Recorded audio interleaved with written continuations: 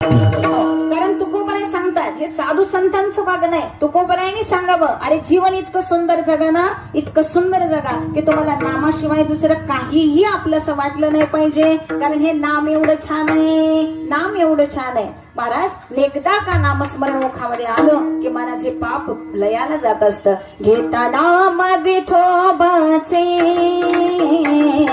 घेता नाम विठोबाचे, ओ घेता नाम विठोबाचे, घेता नाम विठोबाचे,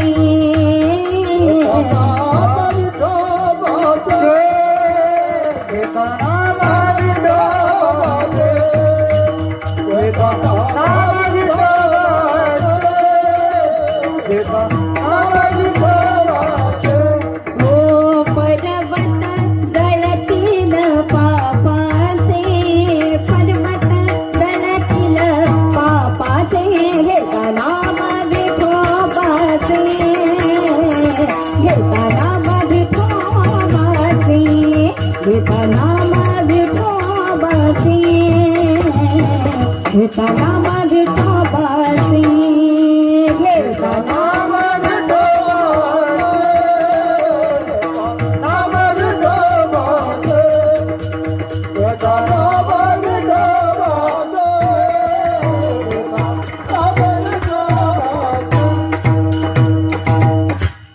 नाम जपले वाल्मिकाने, फुटले महाराज नामानं काय होतं, आमच्या बाल्यांनी सुद्धा नाम घेतलं. महाराज वाल्मिकी ऋषीच्या स्थितीला प्राप्त होता आलं.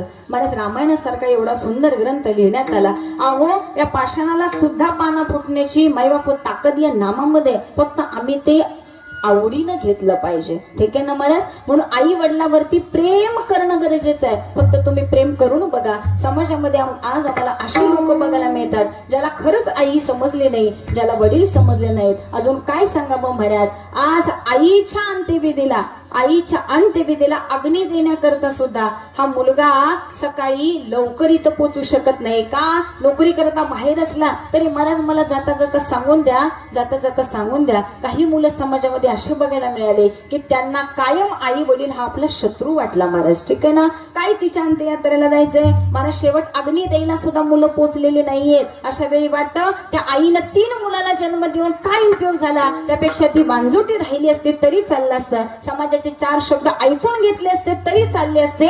परंतु महाराज हा मुलगा पोटी असून काही उपयोगाचं नाही. हे मी आपलं नाही